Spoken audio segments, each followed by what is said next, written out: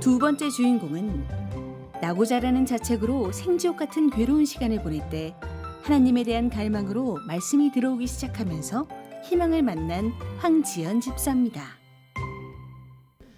제 초등학교 시절을 생각하면 저는 교회가 생각이 납니다.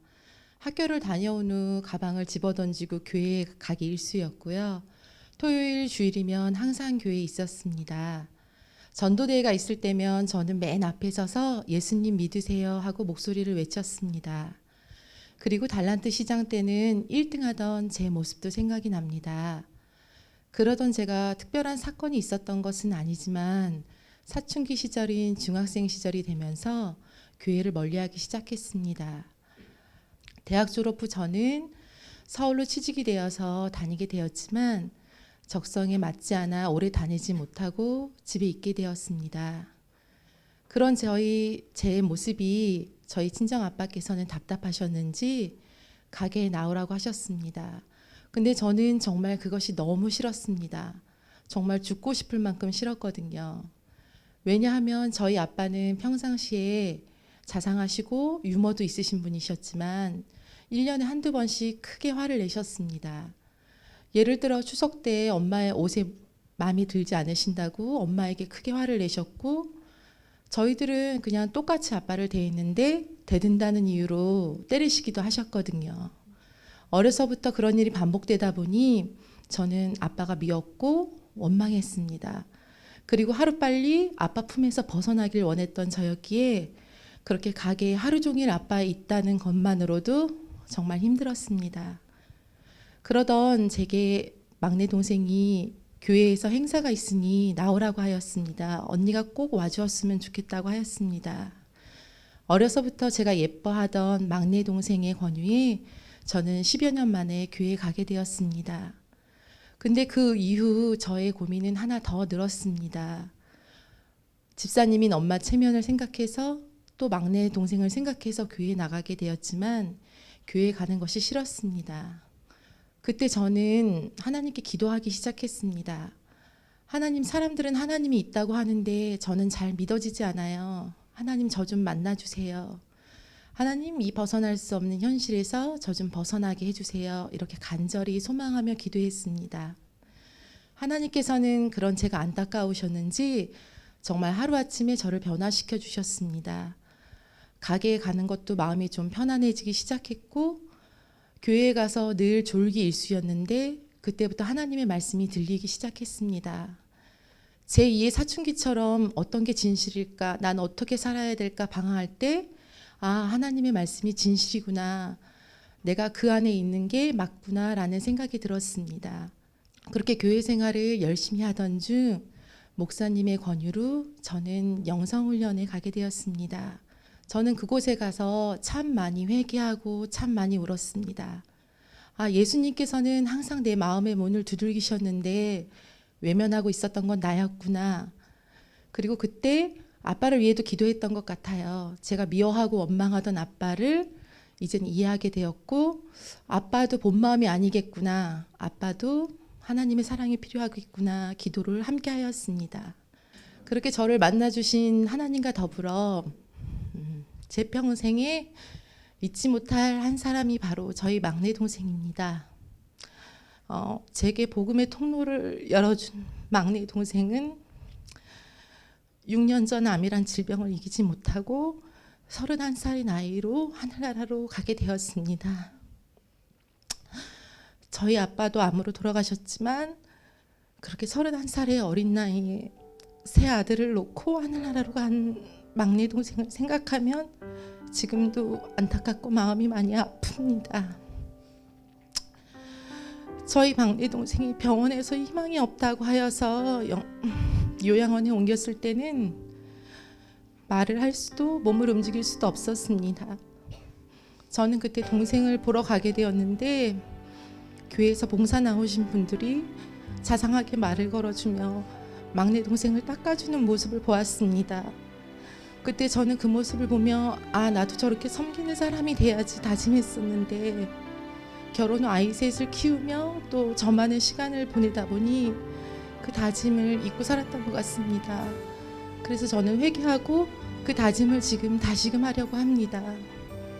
그렇게 막내 동생의 중보 기도 때문이었는지 저희 가정, 그리고 믿지 않던 저희 둘째 동생 가정, 그리고 막내 제부 가정, 그리고 저희 엄마도 저희는 목동교회 성원교회를 섬기고 있습니다.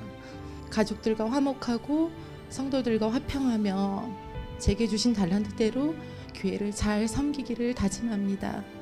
그리고 이 다음에 천국에 갔을 때 막내 동생에게 부끄럽지 않는 언니의 모습으로 만날 것을 다짐해 봅니다. 감사합니다.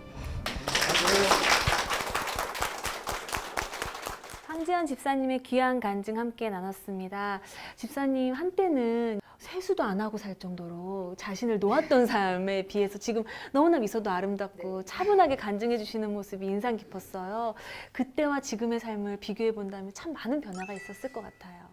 네, 물론 저는 하나님 만나고 세수도 열심히 하였고요. 네, 22살, 23살 한참 예쁠 때라 뭐 예쁜 옷으로 저를 다 단정하게 하진 않았지만 제가 가지고 있는 모습으로 단정하게 있고 또 예수님의 사랑을 나타내려고 노력했던 것 같습니다. 네, 네. 지금 너무나 미소가 아름다우세요. 네, 그때의 삶에 비해서 지금 너무나 아름다운 삶을 살고 계시는데 동생분의 기도와 또 엄마의 기도, 또 어린 시절 심겨졌던 그 믿음의 씨앗이 잘 자란 결과가 아닌가 싶어요.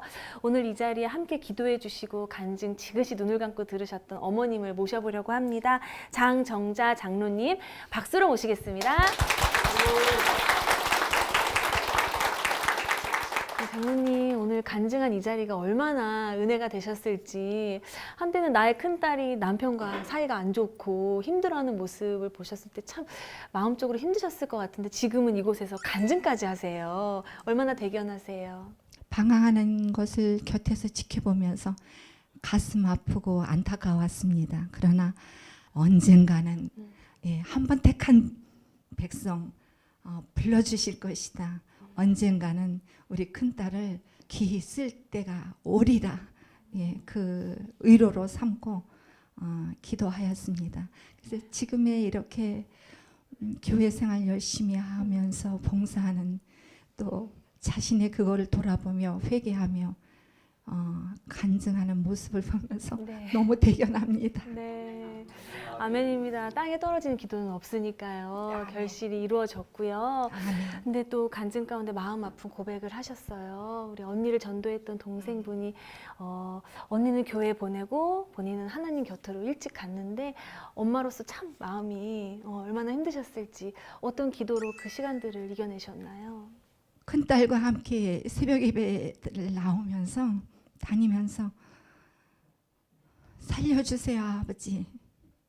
아버지 하나님 꼭 살려주세요.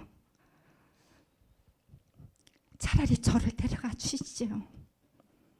아버지 살려주시리라 믿습니다.